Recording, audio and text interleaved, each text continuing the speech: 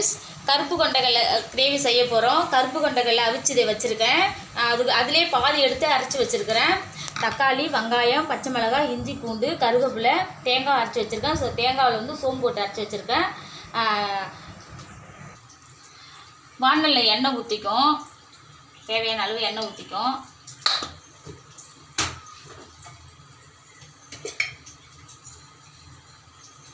எண்ணெய் காஞ்சிட்டு சோம்பு போட்டுக்கும். நீங்கள் பட்டை எல்லாம் இருந்தால் கூட போட்டுங்க. நான் கரம் மசாலா போட்டுப்பேன்.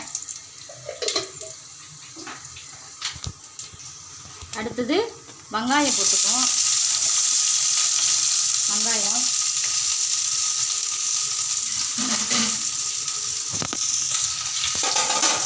அடுத்து தக்காளி போட்டுக்கும்.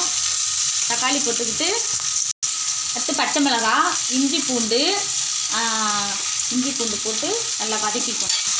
உப்பு தேவையானதும் போட்டுக்கும். அப்போ தான் தக்காளி வெங்காயம்லாம் நல்லா வதங்கிறது கரெக்டாக இருக்கும். மஞ்சள்தூள் போட்டுக்கும்.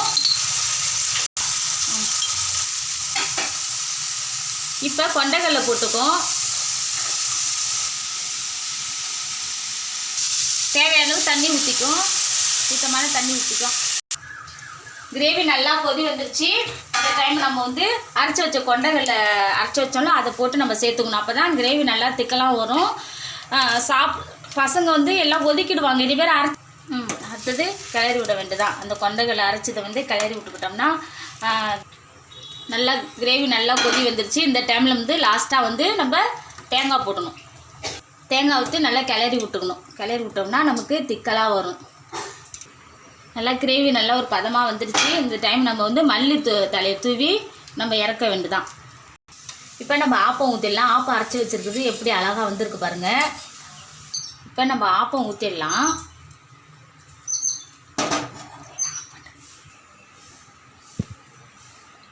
ஆப்பம் ஊற்றுந்து ஏற்கனவே நான் வீடியோ போட்டிருக்கேன். நீங்கள் அதை போய் பார்த்துருங்க.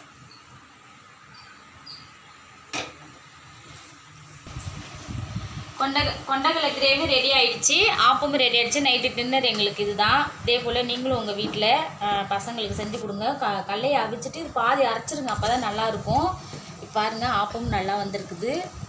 சாப்பிட்டு பாருங்கள். பாருங்கள்,